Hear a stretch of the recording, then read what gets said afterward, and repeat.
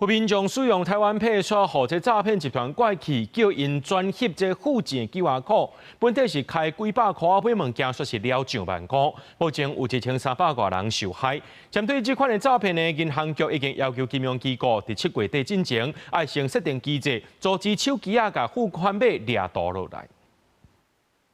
警方爭取時間，直接去超商掠人。來，手機啊，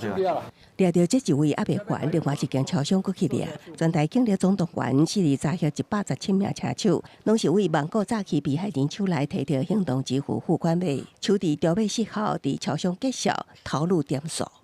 社群平台刊登一些像是小農產品的販售，那演唱會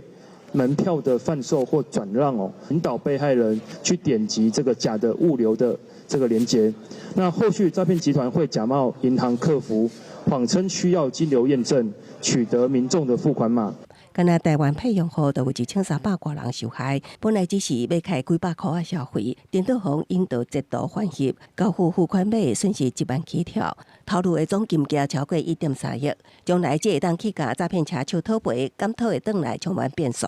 任何的一個付款碼，任何的一個這個所謂的消費的過程中，那我們一定會有一些憑證或 OTP 密碼，算是使用者自行輸入，然後把款項移轉的一個行為，就沒有辦法是主張你是可以追回這些損失的一個條件。其實唔那台灣 Pay 警方說明，全台幾啊間銀行所推出的支付工具，也捌有類似的套路案件。面對一直有這類的詐騙，金管會銀行局已經要求金融機構7月底之前，要設定機制，專門阻擋付款碼截圖。這樣就他們會用系統上去控管，就是限制不能夠截圖或者是螢幕分享。我們是要求最慢7月底以前要完成。家的詐騙好像主要就是透過台灣 Pay 的這個部分，所以財經這邊就是已經統一要求3分鐘縮短成1分鐘。雖然已經有真濟項的作為防止付款碼透露，不過銀行局講，目前對反翕也是無防制方法。有專家建議電子機構建立系統，分析用戶的異常消費，若出現異常真懸金額的交易，才會當隨發現事件。記者綜合報道。